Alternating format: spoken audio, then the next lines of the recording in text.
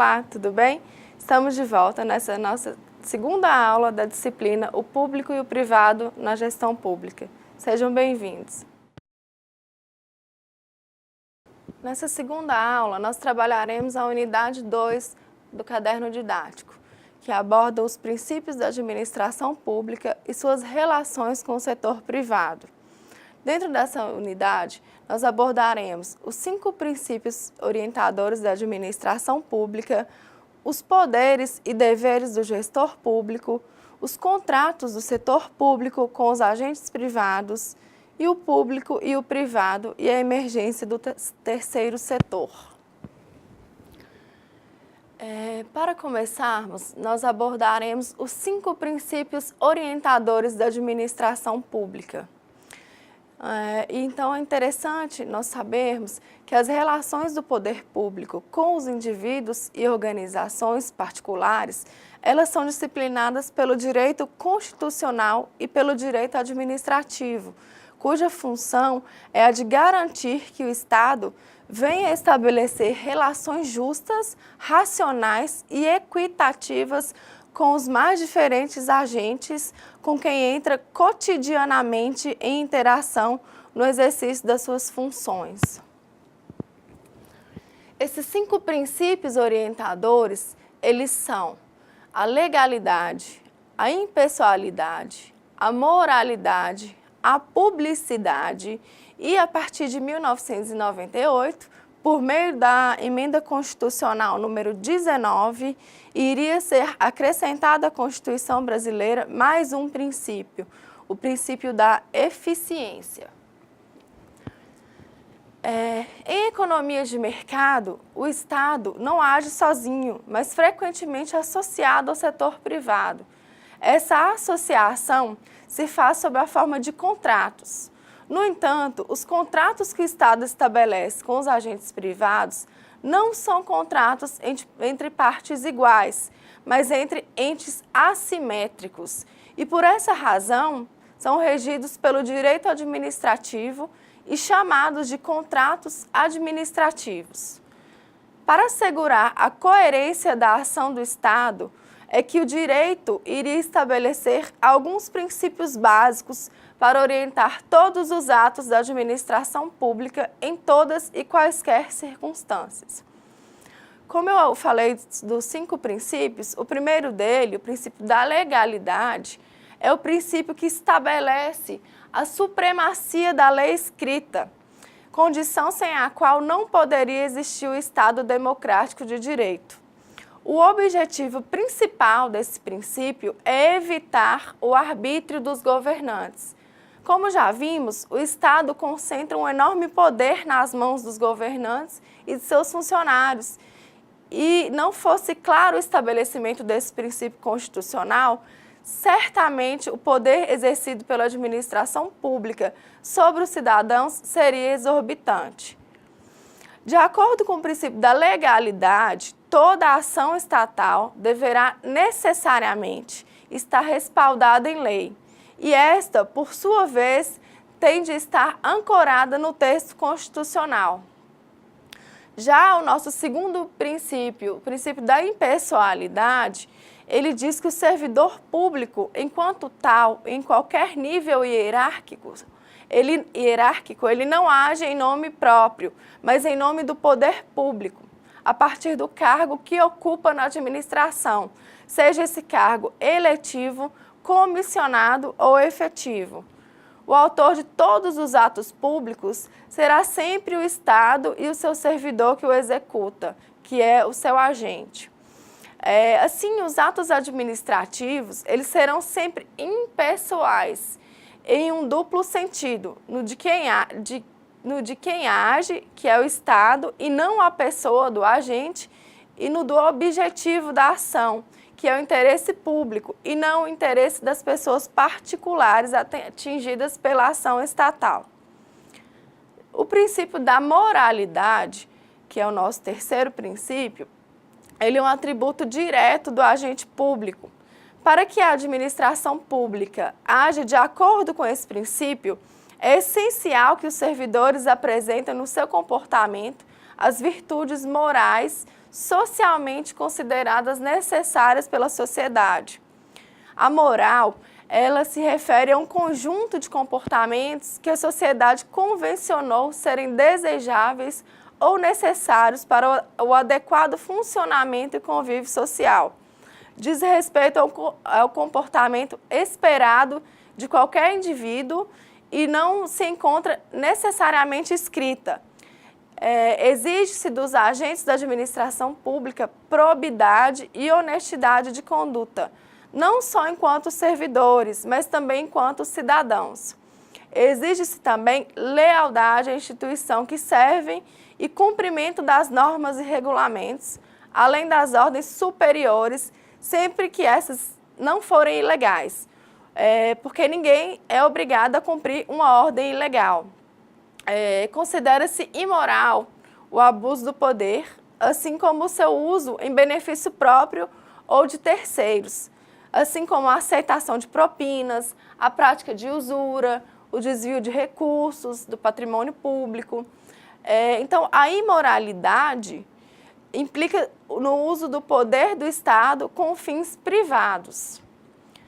Já o nosso quarto princípio, o princípio da publicidade, ele aponta essencialmente para a clareza e visibilidade social que deve envolver os atos da administração.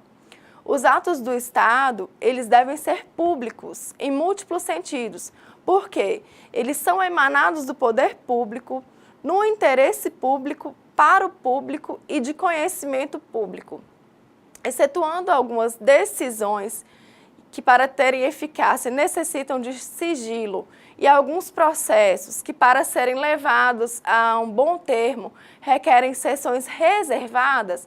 Os atos públicos, em geral, pressupõem a publicidade, isso é, devem ser tornados públicos. A exigência de publicação dos editais de licitação em veículos de imprensa local e de grande circulação tem por finalidade garantir a publicidade, da mesma forma que todos os atos do poder público só entram em vigor a partir da sua publicação no Diário Oficial. Isso é, a partir do momento em que se tornam acessíveis ao conhecimento público. Já o nosso quinto princípio, o princípio da eficiência, ele reza que é do interesse público que os tributos pagos pelos cidadãos e utilizados para custear as funções administrativas não apenas sejam utilizados de forma legal, impessoal, moral e pública, como também de forma eficiente. Isso é, apresentando a melhor relação custo-benefício. Não é possível imaginar que a administração pública seja eficiente se também não forem eficientes os processos por ela utilizados e os agentes que a compõem. Por isso, a eficiência da administração é fundamentalmente fator da eficiência dos seus gestores e servidores. Em relação aos poderes e deveres do gestor público, nós temos que o gestor público e todos os servidores que lhes são subordinados exercem sempre um conjunto de poderes que serão também sempre proporcionais e compatíveis com seu respectivo nível hierárquico. A todo poder exercido pela administração pública corresponde um conjunto de deveres e essa correspondência não é aleatória, mas logicamente derivada dos seus princípios orientadores que acabamos de examinar. Pois bem, o Estado, ele exerce um conjunto de poderes que tem efeito sobre a sociedade civil e outro que tem efeito sobre a administração pública. Em relação aos que têm efeito sobre a sociedade civil, nós temos o poder de polícia e o poder discricionário.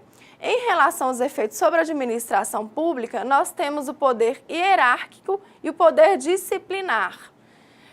O poder de polícia, ele é exercido pela administração pública com a finalidade de conter os abusos de indivíduos e grupos na sociedade civil.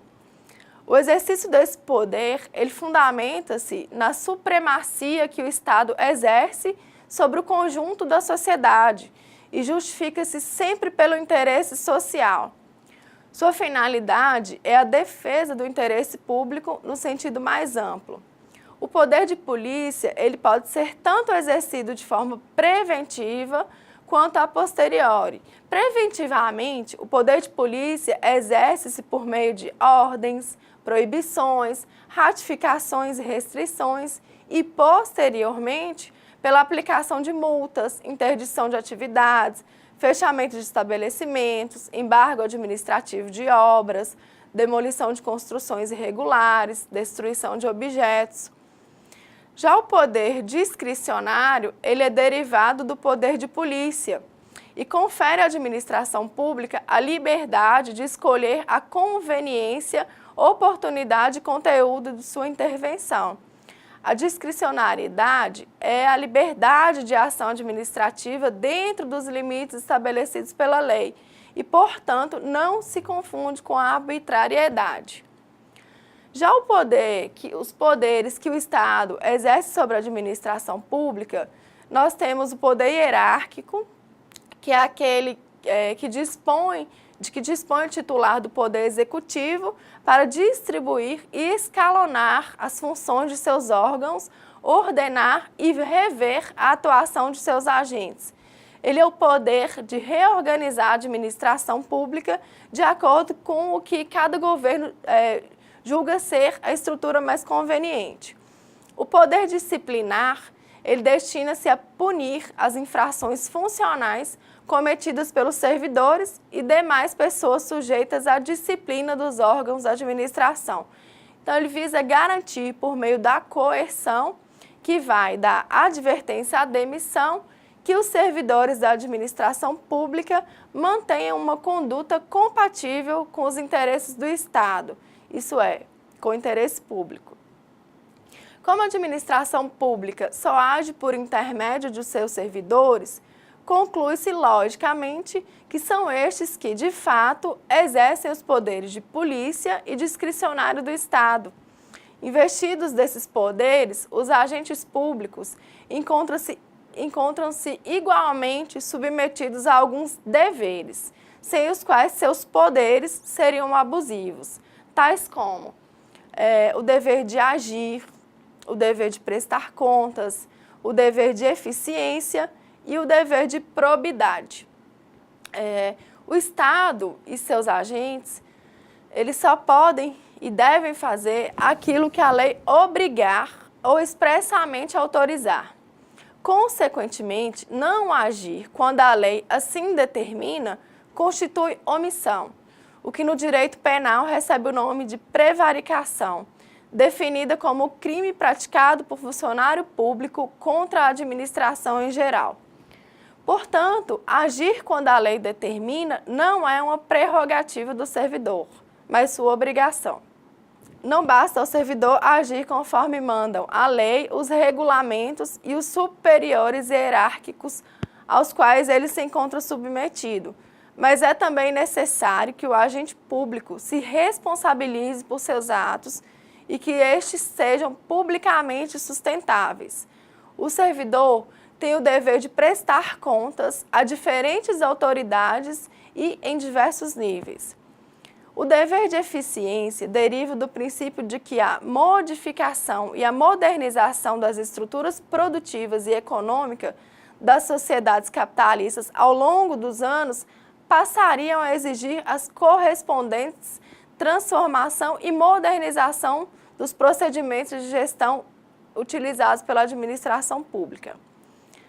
Já o dever de probidade, ele deriva do princípio da moralidade, definição na legislação,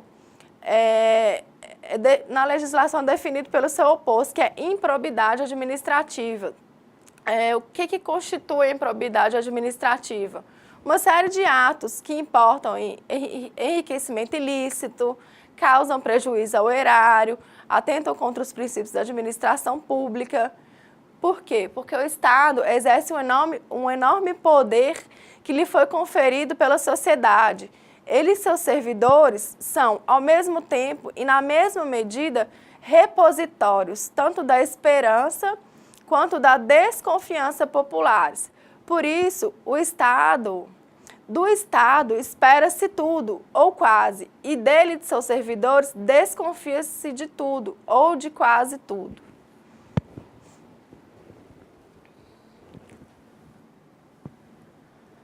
Em relação aos contratos do setor público com os agentes privados, nós temos que o Estado frequentemente recorre à iniciativa privada para adquirir os bens e obter os serviços necessários ao desempenho de suas funções, para garantir que os princípios da administração pública sejam cumpridos, foi elaborada uma extensa e detalhada lei composta de 126 artigos, instituindo normas, a qual foi votada pelo Congresso Nacional e promulgada em 1993.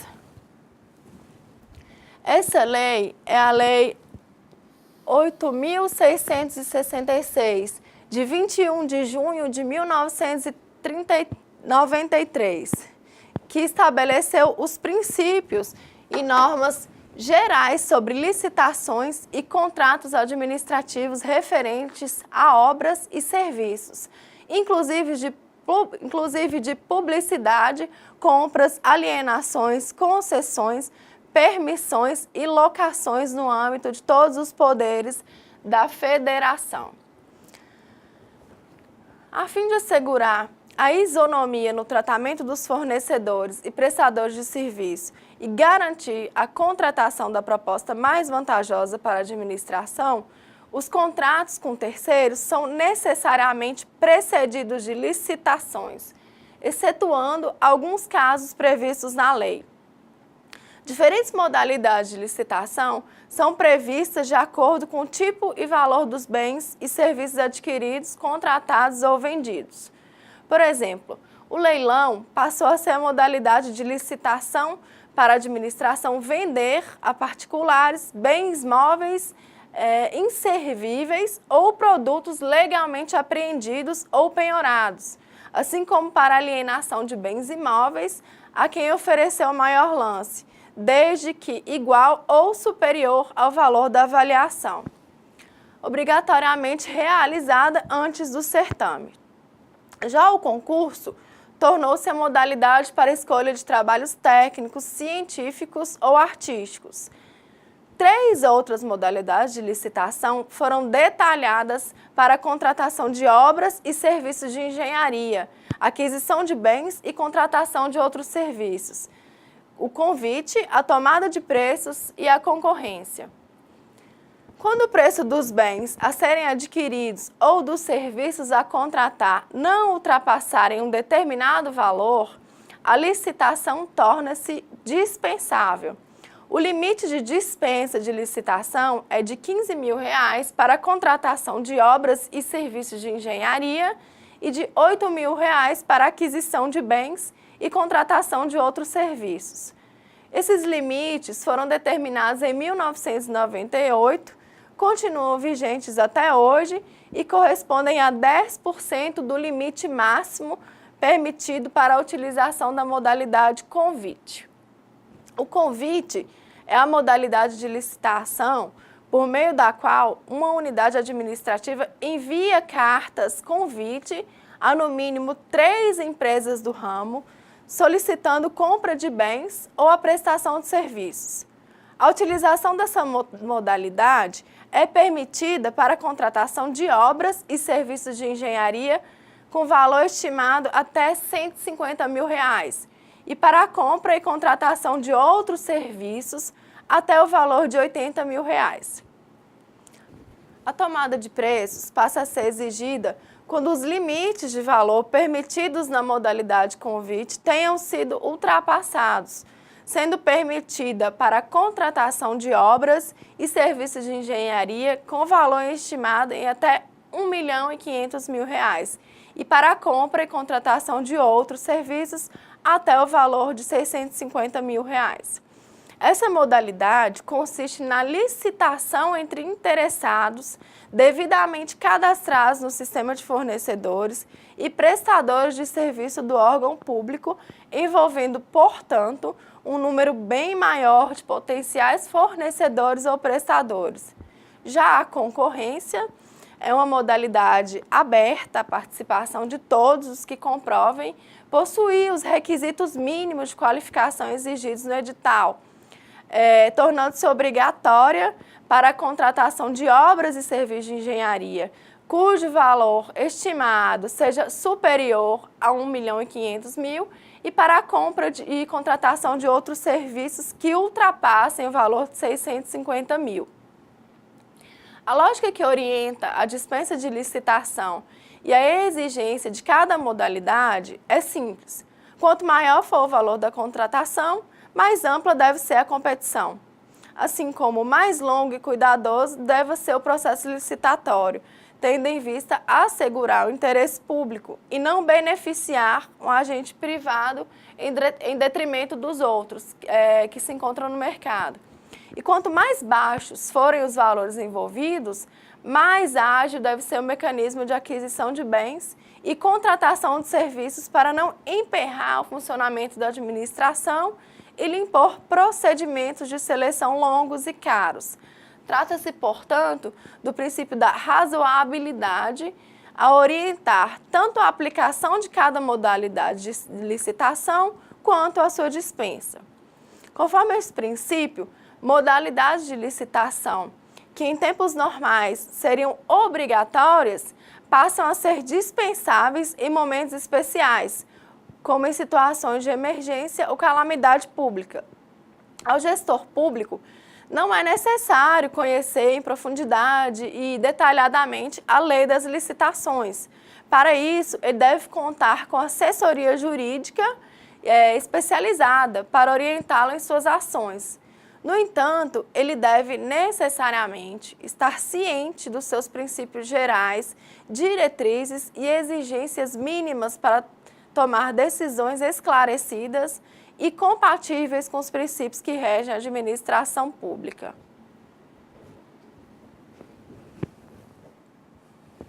Embora o direito brasileiro só reconheça a organização do direito público e do direito privado, no Brasil e no mundo passaram a surgir organizações que reivindicam uma função e uma identidade distintas das entidades estatais e das organizações privadas.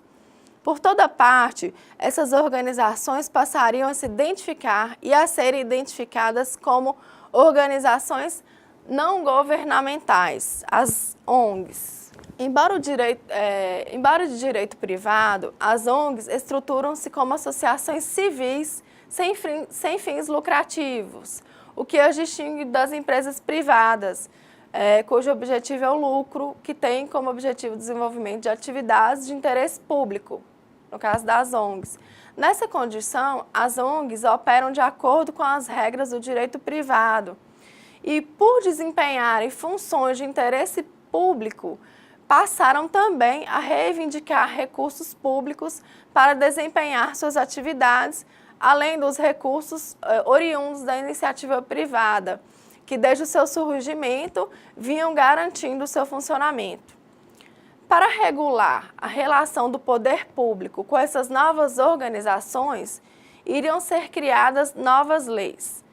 Em 1998, seria promulgada a Lei número 9.637, qualificando como organizações sociais as pessoas jurídicas de direito privado, sem fins lucrativos, cujas atividades fossem dirigidas ao ensino, à pesquisa científica, ao desenvolvimento tecnológico, à proteção e preservação do meio ambiente, à cultura e à saúde. No ano seguinte, a Lei número 9.790, de 23 de março de 1999, iria ainda qualificar pessoas jurídicas de direito privado sem fins lucrativos como organizações da sociedade civil de interesse público, as conhecidas OCIPs, que englobam assistência social, cultura, defesa e conservação do patrimônio histórico e artístico, educação e saúde gratuitas, segurança alimentar e nutricional, defesa, preservação, conservação do meio ambiente e promoção do desenvolvimento sustentável e também estudos e pesquisas, entre uma série de outras atividades de interesse público. A grande vantagem imaginada pelo Estado, quando essas figuras legais foram criadas, era a maior flexibilidade e agilidade com que as organizações de direito privado poderiam prestar serviços públicos. De fato, as OSS e OCIPs, elas gozam de maior flexibilidade na contratação de pessoal, na celebração de contratos com as empresas, em relação às entidades públicas. Embora a utilização dos recursos públicos que lhes forem passados pelo Estado deva também obedecer aos procedimentos licitatórios da Lei 8.666, de 21 de julho de 1993. Todas essas iniciativas do Estado, sempre devidamente respaldadas na lei, em busca da cooperação e parceria com o setor privado, são fortes indicativos de que a ação estatal direta não tem se mostrado suficiente para satisfazer as necessidades públicas. Em sociedades complexas, como a brasileira, em que o capitalismo se encontra bastante desenvolvido, as atividades econômicas diversificadas em vários segmentos e a democracia consolidada, as relações entre esfera pública e esfera privada, elas tendem a se tornar paradoxalmente mais tensas e mais próximas. Como forma de superar esse impasse, alguns autores procuram identificar um terceiro tipo de espaço organizacional situado entre a esfera tipicamente pública e a tipicamente privada, denominando-o público não estatal.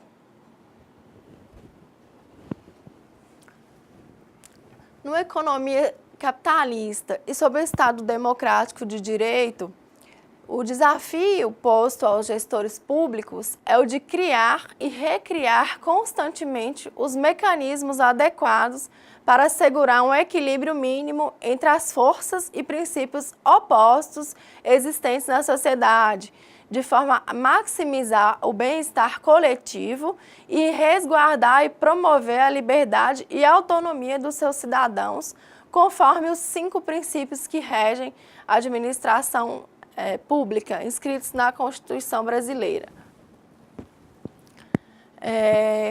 Estamos chegando ao final dessa nossa segunda aula e para nós concluirmos toda essa abordagem que foi feita aqui, eu deixo para vocês essa citação de Paulo Freire, onde ele diz que se a educação sozinha não transforma a sociedade, sem ela tampouco a sociedade muda. Para vocês refletirem qual que é o papel de cada um na sociedade. Então, nós chegamos ao final da nossa segunda videoaula. Foi um prazer trabalhar com vocês. Espero que tenham absorvido o máximo possível de informações. Eu estarei à disposição para quaisquer dúvidas, juntamente com os tutores. E não se esqueçam de acessar a sala virtual e participar dos fóruns. Bons estudos e abraços!